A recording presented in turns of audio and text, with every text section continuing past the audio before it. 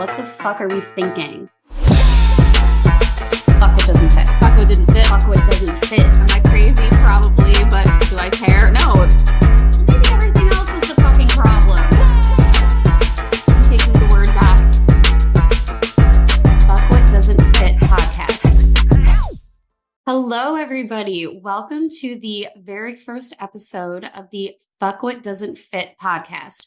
My name is Lorna Rose. I'm a communication strategist, and I'm here today with my very bestest friend and my soul sister. Hi, I'm Brenda Bennett, and I am an intuitive coach. Brenda, start us off.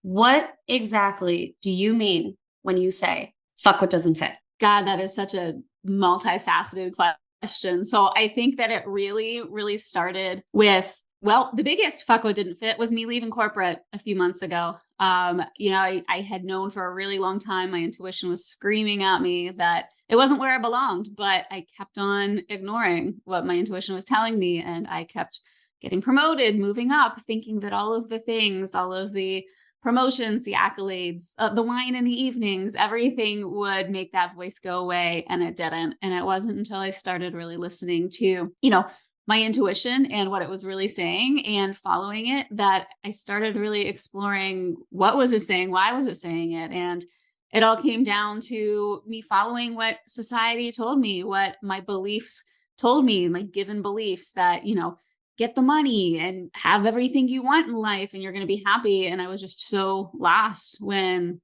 I didn't feel happy, when I felt unfulfilled, even with everything on paper and the nice house and the nice car and the wonderful husband and the kids. I still felt empty and I felt like it was me. I felt like it was something wrong with me. So, I started really looking back at my healing journey as I walked out of corporate. I knew that I was going to coach people and that was my passion. That's what I wanted to do. And so I knew I needed, what am I going to focus on? There's a lot of voices in the coaching industry. What was the main thing that helped me heal? And it was truly uncovering my beliefs, making them conscious and exploring, had I really decided those things or had I listened to either what was told to me or kind of what I observed. And it really came down to most of what I was running on was what I observed or what was given to me when I was younger. It's crazy that you say that you just made this decision a few months ago, because when I reached out to you in May, I thought you had been coaching for like years, because I've been following you on Facebook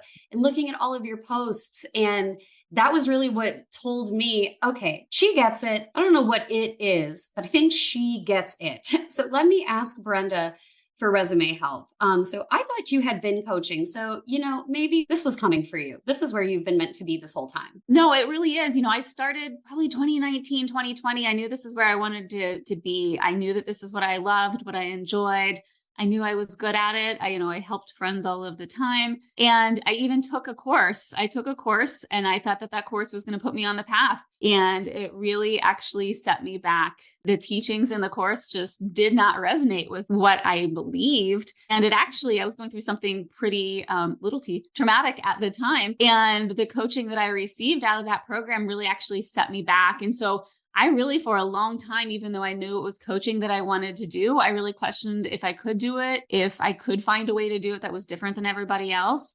And, I really stayed away from it for a long time after that experience. And so, no, I'm really glad that I decided to jump back into it and find my own way. No, so am I, because I would literally not be here if you hadn't decided to jump back into it. Okay, so before we go any further, maybe we should explain to people why I reached out to you on Facebook, how we were Facebook friends, and where it all started with us on a plane on the way to DR. 10 years ago.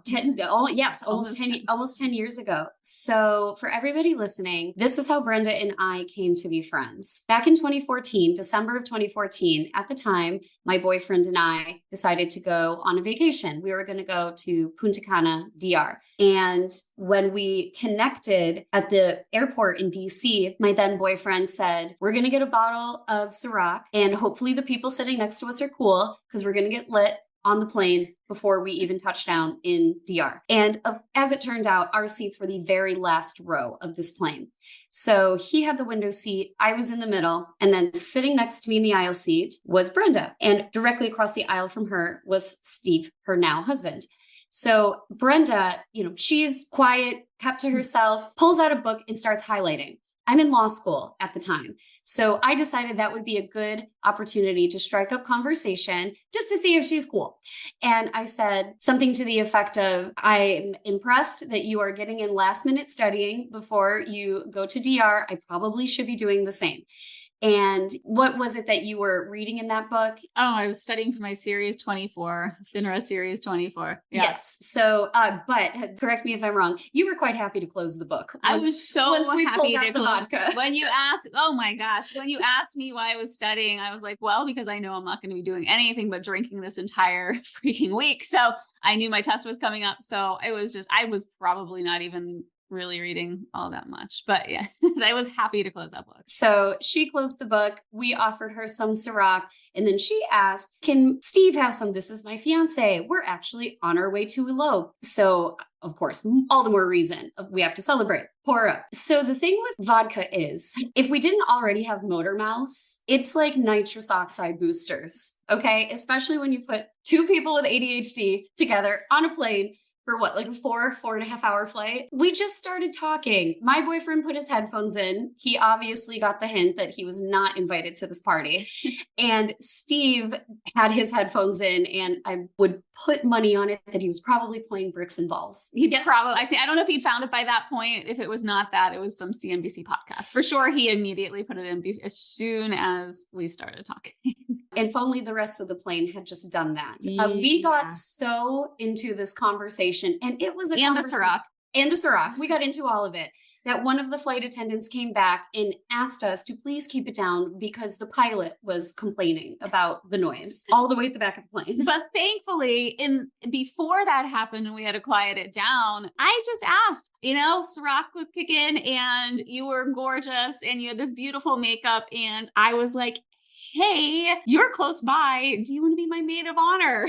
That is so vodka talking, right? It really was. I mean, it only got worse or better. It depends on how you look at it. When we landed in DR, because one of their bags was lost and my boyfriend spoke Spanish, so he went with Steve to Lost and Found to translate. Brenda and I just hung out at the duty-free gift shop sampling all the Dominican rums they were giving away. So yeah, by the time Steve and my ex made it back over to us, it was a done deal. We were the best man and maid of honor. I was going to do her wedding makeup, which was perfect because at the time I was a makeup artist for a salon and spa in Boston where I was going to law school. So it just all worked out. And that was how we met. A couple of strangers on a plane heading to DR for a week of drunken debauchery and a wedding. And would you believe that one of the biggest things bonding us now is the fact that we are both sober for about 2 years each. And That's kind of the biggest thing bonding us. So we will have a lot of stories, but yeah, I think this is an episode in and of itself. Absolutely. We can talk about sober stories all day long. So yeah, that's our origin story. And, naturally we just stayed in touch. We have to. It was their maid of honor, of course, right? And they're witnesses. So we're forever a part of their lives. So that's how we stayed in touch. And we just kept connected on social media. And it was back in April of this year, 2023, that I was so stuck. I've been trying for the last couple of years really, really hard to pass the bar exam in Texas. It was just too much for me. And I think really now looking back, what it comes down to is it's because I was never meant to be there. If I had taken the bar exam in Texas and passed it there, I essentially would have been stuck there, right? I would have been stuck in Texas. And as much as I loved living there for the first few years, and, I'm a big Cowboys fan, so being around my people was great. That wasn't where I was meant to be, and it wasn't where I was meant to end up. So it's almost like a blessing in disguise that I was so stuck and directionless. But I just knew from following Brenda for the last, 8.5 years, she just gets it. Something about the way you were posting, the way that you talk about intuition, trusting your gut, saying fuck what doesn't fit to society's expectations. It really just spoke to me because I've always been a fuck this shit kind of person. I'm one of those people that if you tell me to do it, I'm gonna want to do it even less. And after so many years of listening to my friends tell me, but you have to be a lawyer, but you're supposed to be a lawyer, but you have to go pass the bar exam. You have to keep trying. It made me resistant to it even more every time. And I realized that's because I didn't actually want to go in that direction. I was just doing it because that's what I thought I was supposed to do. What else do? You get your law degree, you go be a lawyer. If you can't pass the bar exam, something is fundamentally wrong with you, right? We know that's not true. And every practicing lawyer will tell you that that's not true. So I knew that wasn't where I wanted to be. I knew that wasn't what I wanted to do. I even went and got another degree because I knew that JD could not be the final stop for me because it didn't feel right. I went and got my master's in communications, which is way more my style, way more my speed. But I was still having a really hard time this year finding a job. So that was why I reached out to Brenda. I just wanted resume help. And that conversation, that was the start of changing my life. It's so surprising to me that my posting over the last 9 years, especially showing up as myself, was what made you reach out, just because I was just sharing my story. And, for the longest time, I really hid a lot of myself and I didn't really show up as who I was because I had this, I need to fit in, I was working the corporate ladder, et cetera. I had things here and there where I would, I had tattoos, but the ones that were showing were white on my arms, right? Like just, I'm kind of bucking, the trend, but also like quietly. And so, over the years, I've gotten louder and louder about it. And that's what I've really just found. Like the more I step into it right now, like my arms are full of color. I have 11 cats and I don't even hide that fact anymore. Am I crazy? Probably, but do I care? No, it makes me happy. And so just the more and more I step into these things where I'm myself and I'm like, fuck all these beliefs and thoughts that society has and that others have about what I should be, the more I step into who I am, the more I just show up. And I want to think that's what attracts people. So I'm glad to hear that my posting and me sharing my story, that helped you. It did. It really did. Because the biggest thing for me was, like I said, I thought you had been coaching. I thought you were a corporate coach this whole time. And I remember the first thing I said to you was, I can't afford to pay you. And I'm really sorry to ask you for your labor and your expertise for free, but I just really need help. And what it was about your posting, you were so vulnerable and honest. And that made me feel like, if nothing else, I think she's just a safe person to open up to. So what it was with you, Brenda, it was your authenticity. Again, I know buzzword, but like it's the right word. It's your authenticity and your transparency. Like I knew exactly what I was getting coming to a conversation with you, even though we had not seen each other physically. We hadn't even talked on the phone at that point. Ever. I don't think we've ever had a phone call at that point. I think most we did was like each other's posts and comment like, "Go girl." Yes, that was really maybe a message here and there if it was something specific, but that was really it. And when I reached out to you and I asked for resume help, the question that you asked me that just, clouds parted, light bulbs went on, changed everything.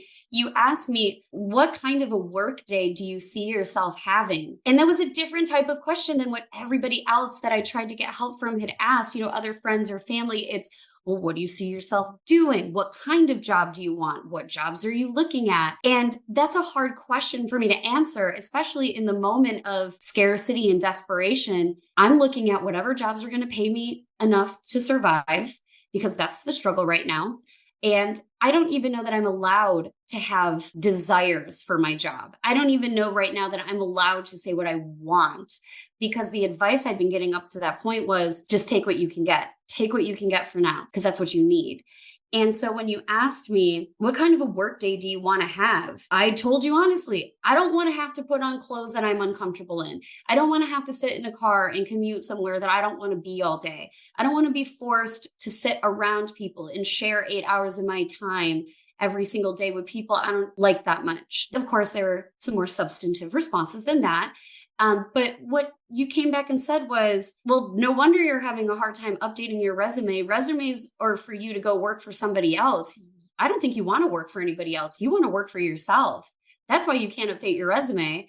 That conversation just really opened up the doors for me to imagine a different option for myself professionally than what I'd been fixated on, which had always been what everyone else was telling me I was supposed to do. I'm just asking the questions I think that I wish people would have asked me. I wish somebody would have asked me years ago instead of telling me like, well, just 15 more years, put your head down, get those stock options. Look how fast you're moving up. This is what we have to do. We have to work. Well, yeah, we have to work. I get it. But does it have to be something that is absolutely draining and soul sucking. And, there's a lot that came out of my corporate career that is really, really good. Met a lot of good people. I had experiences that if I didn't have, I couldn't be doing this today.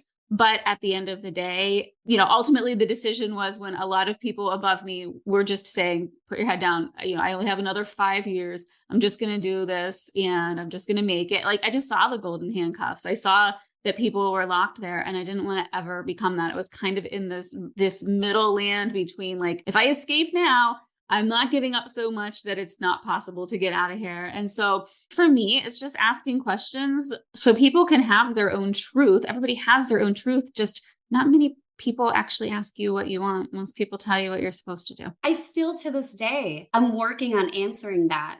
In your course, your intuition development course, you talk a lot about the future self, right? Mm-hmm. And that was a question that you had posed to me. I think you are actively at this moment still waiting for me to finish writing my future self story. You need to. But it was so hard for me to even imagine a future at that point because I was so stuck in the quicksand. And it felt like the harder I worked to try to move forward and get out of it, the further down I was sinking. And unfortunately, when you're going through that kind of phase in life, that kind of a, professional crisis, there's not a lot of sympathy. Right. And we're supposed to have it all figured out. We're supposed to have it figured out by that point. And if you don't, it's on you. Something must be wrong with you. You must have done something wrong. It's really hard to convince people when you've fallen so hard from grace that you are deserving of their help and you are deserving of a leg up. So it was a tough place to be in. It's, it's tough out here in these streets. It's tough out there. And your story, I mean, while it's definitely amplified, your age is when I see so many people start to question this. This is when the voice in my head, that sounds crazy, but now I know it was my intuition.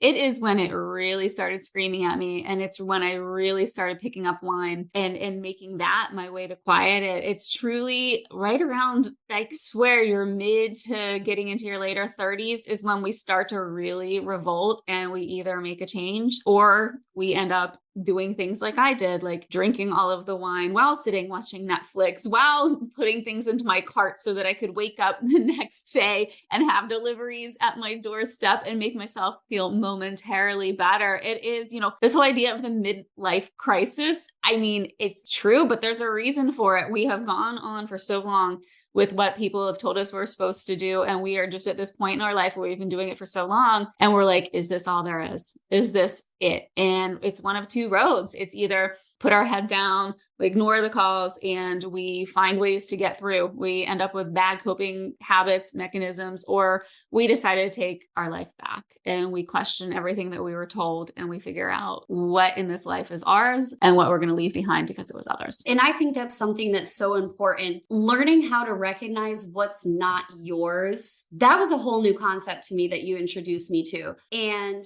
I think that it's becoming easier to accept, no, there's a different way we can live. There's an absolutely different way we can do this. There's a different way we can be a professional. I think that was one of the biggest benefits that actually came out of the pandemic, was that it forced the whole country to see, oh no, we can in fact do things differently. And that was probably the biggest example I've seen of that I can remember of society collectively all coming together, except for probably CEOs and top of the house people that have to cover rent and all of these obligations that they have to their real estate companies. But nonetheless, the biggest coming together of like, yeah, this is so much better for my work-life balance. And no matter what industry you're in, I feel like almost everybody collectively is like, yes, this is better for the workforce. If you want to be in the office, awesome. If you don't want to be and you're just as effective, even better. But it was like we all came together and bucked a shared belief.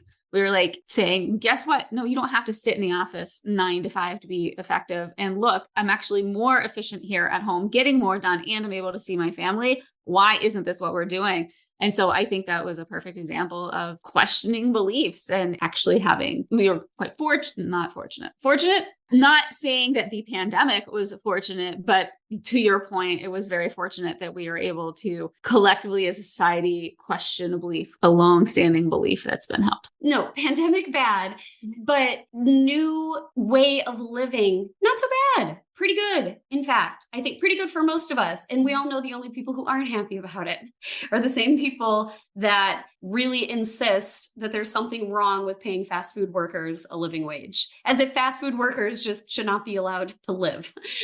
Or probably the same demographic saying that we need to all be back in the office. So yeah, there's definitely a correlation. But, and I want to make everybody that's thinking, wow, like, what are my beliefs that I'm operating on? And God, have I just not been conscious? Please, no, you really haven't been. So many of our beliefs are at a point where we are just running on autopilot and we don't stop to question, like, when we feel unhappy, when we feel frustrated, all of these things, like, is it ours or is it somebody else's? Because we have lived these beliefs and we've lived this way since we were young, and our brain is designed to put these things on autopilot. It is a feature of our brain to make things efficient. And these are just beliefs. They're just beliefs that have become habits. And we are just as efficiently as possible for the animals that we are making our way through life with these beliefs that may or may not be what we consciously would decide. So much of coaching and so much of what I want to bring to the world is getting people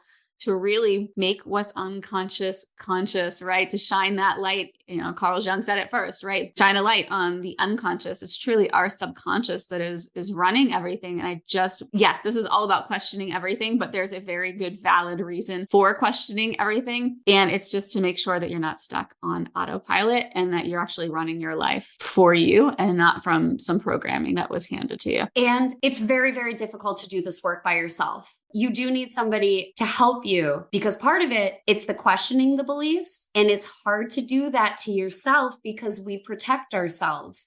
When I was doing a lot of this work with Brenda, she would have to confront me. What do you call it?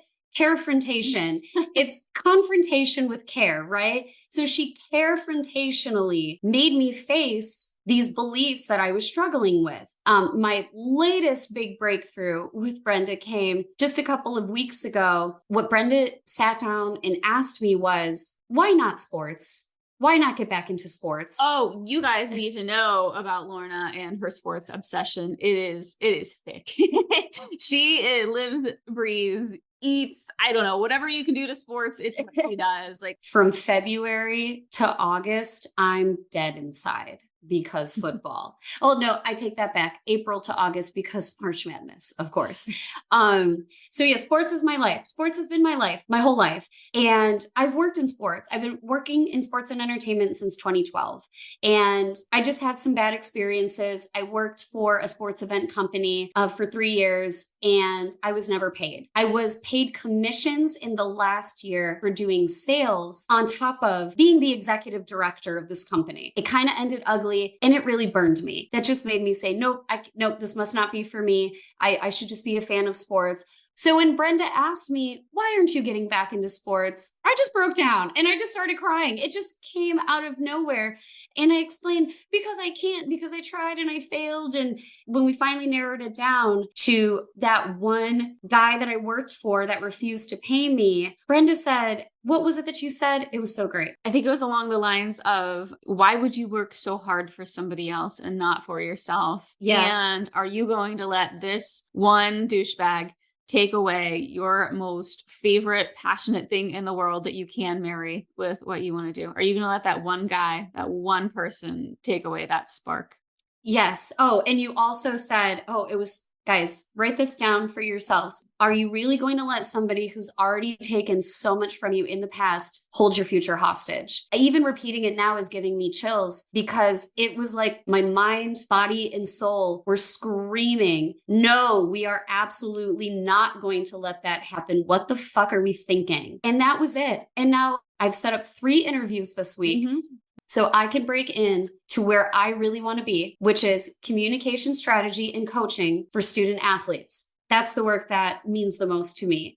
Giving back to the next generation of up and coming business people, athletes, young adults, professionals, entrepreneurs, influencers. It's an incredibly rich and abundant time for opportunity. And I want my gift of communication to impact that in whatever way I can, because that's what makes me happy. That's what turns me on and keeps my fire lit. And never again will I let somebody extinguish my flame. Yeah, I have absolutely seen you just completely light up. Now, I think that we needed the last 3 or 4 months together working through everything before this was a possibility, which, getting into the SWOO here, that is my term for combining science and woo, and whichever direction it is, it's the science that explains it or it's the woo that explains it. It doesn't matter. You get the same answer. I think that the timing just had to happen. There was a lot that had to clear for you and that we had to work through together before this could even be a possibility. If you would have tried this back in April or May, I don't think you would have been in the same place. So it's just so crazy to watch how the universe unfolds, how timing unfolds, or really just truly watching somebody heal and getting to the point that what you're doing is a possibility. Whatever SWOO direction you take, it's just incredible to watch. I couldn't have done it without you. I seriously don't think I could have, because I would have been doing it this whole time if I could have, right? In defense of all of our therapist friends, I mean, they absolutely have a place. And I know that, they have done a lot for you as far as understanding your past. That's just kind of where it ends, right? And that is their job. It's to get people back to baseline. That is what they are commissioned with, right? That's what their entire job is. That's what their training is, to make people who maybe aren't functioning or who are just stuck in these loops, to get them back to baseline, to functioning. And then beyond that, you're just kind of left out in the world. It's like, all right, we looked at your past. You know why you do what you do now. Okay, now what?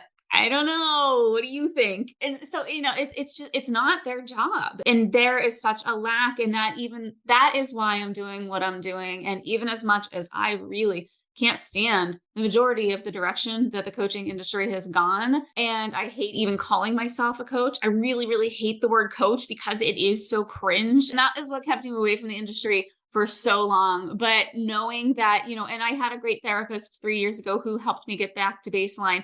But who wants to live at baseline? Like, that is what coaching is really about, is, all right, how do we move forward? What do you want to do? Who do you want to be? And there is actually not a better word for it than coaching. So here I am. I'm a coach. I'm taking the word back. Yes, take it back. And we're not here to tell you your truth. Your truth is your truth. We just want you to make sure that your truth is really your truth and not somebody else's truth. That's why we're doing this, right? 100%. Please, reach out to us and let us know if there's anything you want us to talk about or if you have any questions. And thanks, y'all, for listening and tuning in to our very first episode. We will be back next week. We'll see ya.